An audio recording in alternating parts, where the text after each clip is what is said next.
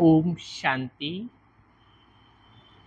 आज मातेश्वरी जगदम्बा सरस्वती 24 जून, आज उनका स्मृति दिवस पूरे भारतवर्ष में व विदेशों में बाबा के घरों में मनाया जा रहा है।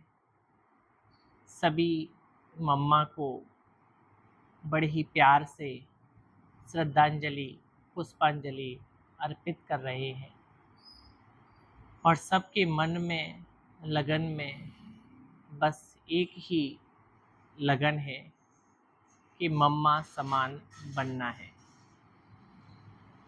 एक कुमारी कन्या कैसे जगत की माँ जगदम्बा बन गई, वास्तव में ये हम सभी को सीखने की आवश्यकता है। देखा जाए तो माँ बनना कोई कठिन काम नहीं है। कोई भी कन्या जिसकी शादी होती है, शादी होने के बाद माँ स्वाभाविक रूप से बन ही जाती है। वैसे तो माँ की महिमा बहुत बड़ी है।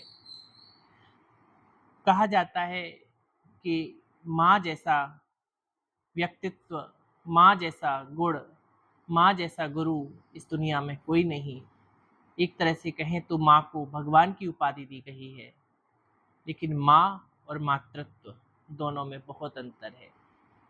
एक मातृत्व होता है सीमित अवस्था में, जो हर माँ अपने बच्चे के लिए प्यार से उसकी पालना करती है, उसे सिखाती है, बड़ा करती है, उसके अंदर संस्कार भरती है। ये हर माँ करती है, अपने बच्चे के लिए करती है। लेकिन जीवन में मातृत्व आ जाए, उसके लिए मातृत्व के लिए कोई शादी करने की आवश्यकता नहीं होती। एक कन्या भी माँ बन सकती है, जगत माता बन सकती है। जैसे कि हमारी संस्था की प्रथम मुख्य प्रशासिका मातेश्वरी जगदम्बा सरस्वती, जिन्होंने करके दिखाया। सभी लोग उनको प्यार से मम्मा कहते थे। मम्मा का जीवन बहुत ही सरल सादगी वाला था, जिन्होंने अपनी सारी दुनिया को, सारे जगत के बच्चों को माँ समझा, एक माँ की पालना दी। उनके जीवन में उनके सामने कोई भी व्यक्ति आता तो माँ की ममता में खो जाता था। ऐसे भारत में अनेकों कई महान विभूतियाँ हुई हैं, जिन्होंने मातृत्व बनकर के पालना दी। उसमें से एक मदर टेरेसा भी थी, जिन्होंने जन जन की सेवा कर मातृत्व को पाया। संस्था के संस्थापक पिताश्री प्रजापिता ब्रह्मा बाबा ने, जब मातेश्वरी जगदम्बा सरस्वती जब बचपन में बाबा के पास आई, तो बाबा ने उनसे एक सवाल पूछा कि बच्ची, तुम पीताम्बर धारी से वाले से शादी करोगी या पैंट सूट वाले से? मैं तुम्हें 24 घंटे का समय देता हूँ, सोच करके बताना। तो मम्मा ने बड़े ही फलक से कहा, बाबा 24 घंटे ही क्यों, मैं तो अभी बता देती हूँ कि मुझे तो पीताम्बर धारी वाले से शादी करनी है। उस दिन से मम्मा बाबा की बन गई, बाबा पर बलिहार हो गई, बाबा पर समर्पित हो गई। मम्मा के बारे में अनेक महान दिव्य आत्माओं से हमने बहुत अनुभव सुने हैं और सभी अनुभवों में यही पाया है कि मम्मा नंबर 1 बन गई। और नंबर 1 मम्मा ऐसे ही नहीं बनी। मम्मा ने जीवन में धारणा की, बाबा ने जो कहा मम्मा ने वो करके दिखलाया। बाबा कहता था और मम्मा हर बात में हाँ जी करती थी। आज मातेश्वरी जगदम्बा सरस्वती का हम सभी 24 जून को 2025 60वां पुण्य स्मृति दिवस मना रहे हैं। आज मम्मा के महावाक्य सुन रहे थे, बहुत ही सुंदर महावाक्य थे, जिसमें मम्मा बाबा का संवाद चल रहा था। और मम्मा बाबा का ये संवाद जो हम बच्चों ने सुना, तो ऐसा लग रहा था ऐसा सुखद अनुभव महसूस हो रहा था। ऐसे लग रहा था कि इन महावाक्यों को बस सुनते ही रहें और अनुभव करते रहें और जीवन में लाते रहें। वो सुखद अनुभव था। अभी हम इस महावाक्यों का आप सभी के सामने पुनः चिंतन करेंगे। बाबा बच्चे से मम्मा से बोल रहे थे, बेटी श्री राधे, देखो तेरे पास कौन आया है, कौन पधारा है, कितनी बड़ी ताकत तुमसे बातचीत कर रही है। मेरे आने के राज से तुम खुद को भी जान सकती हो। आने वाले की पोजीशन के साथ खुद की पोजीशन अथवा पद को भी जान सकती हो। बाबा ने कहा, हे राधे बेटी, तुम मेरा जलवा देखना चाहती हो। बाबा कह रहे हैं कि तुम मेरा जलवा देखना चाहती हो। मैं चाहूँ तो 1 सेकंड में विनाश करा सकता हूँ। बाबा के अंदर वो शक्ति है, वो डायरेक्टर है इस दुनिया का। वो चाहे जब विनाश करा सकता है 1 सेकंड में। परंतु बाबा कह रहे मैं करता नहीं हूँ। क्यों? क्योंकि विराट फिल्म अनुसार जो कर्तव्य जिस द्वारा प्लान होने हैं वही अवश्य प्लान होंगे। अव्यक्त प्रभु अनादि कायदे को मानने वाला है, जानने वाला ही अनादि कायदों की पहचान आकर के देता है। यह सारी सृष्टि का अनादि खेल स्टेज पर प्ले होता है, तो प्रैक्टिकल प्ले होने में समय लेता है। अगर इतने वर्षों का खेल 1 सेकंड में पूरा कर दें तो बाकी खेल क्या चले। तो जो तकलीफ जैसे जैसे देखनी है अथवा सहन करनी है तो वैसे ही उस अटपटे राज में रिपीट होती है। यह अटपटी पोजीशन जिसको हे प्यारी ममरादे तुम और मैं देख करके कितना हर्षित होते हैं। आगे बाबा ने कहा, इस विराट ड्रामा के सभी पार्ट टेस्ट लेने वाले बने हैं। इस खेल को चलाने वाला अगर चाहे तो 1 सेकंड में इस ड्रामा को ड्रॉप कर फिर नए सिरे से शुरू कर सकता है, परंतु करता नहीं, क्योंकि ईश्वर को भी इस साधारण रीति से कर्तव्य चलाना पड़ता है। स्वयं सर्वशक्तिवान निराकार ईश्वर साकार में है, परंतु साधारण वेश में है। यही तो भूल भुलैया का खेल है, जिसको जो जाने वह जानी जाननहार बन जाता है। बाबा ने मम्मा से कहा, बेटी श्री राधे, प्रिय वत्सों को यह सहन करने का मार्ग भी अवश्य तय करना है।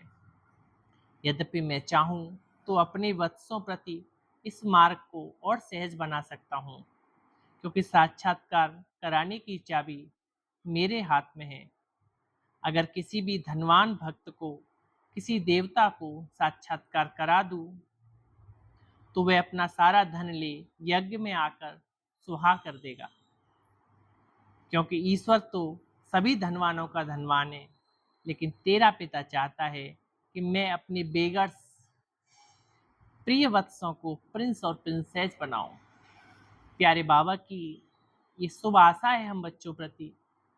वो चाहे तो किसी की भी बुद्धि को टच करा के उससे धन लेकर यज्ञ में सुहा करवा सकता है, लेकिन बाबा ऐसा करता नहीं है, क्योंकि बाबा को पता है कि बाबा अपने बेगर्स बच्चों को, गरीब बच्चों को प्रिंस प्रिंसेस बनाना चाहता है।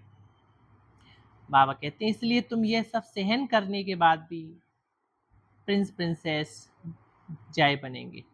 पिता जानता है कि यह वत्सों को यह सहन करने का मार्ग अवश्य तय करना है, क्योंकि सहन करना यह ईश्वरीय व दैवी गुण है, जिसमें ही खुशी समाई हुई है। इस गुण से ईश्वरीय सुख महसूस होता है। सहन करते भी तुम कितनी मौज मनाते हो, यह ज्ञान बहुत सीक्रेट है। ऐसा अनासक्त योगी ही स्थायी सुख को प्राप्त करता है। बाबा ने कहा, अभी तो परीक्षाओं का समय नजदीक आ पहुंचा है।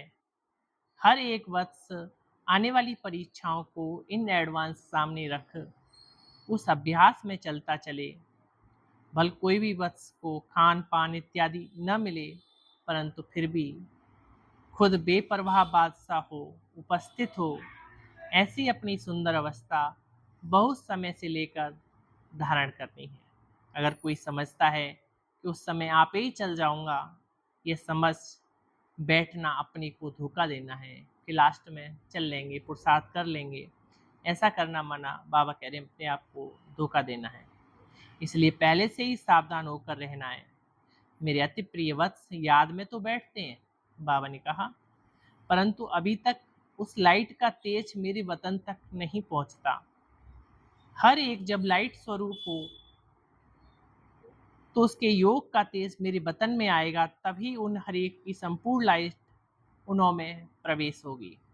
उस समय ही फिर शक्तियों की महिमा निकलेगी। तो हर एक को अपने निश्चय में स्थैर्यम रहना है। जो मैं भी अगर उतारूं तो भी उतर न सके। हे शिरोमणि शक्ति राधे, बाबा टाइटल के साथ मम्मा को संबोधित कर रहे हैं कि हे शिरोमणि शक्ति राधे, शक्तियों का ज्ञान निष्ठा बल में और मुख में ज्ञान मुरली बजाने में तैयार रहना चाहिए।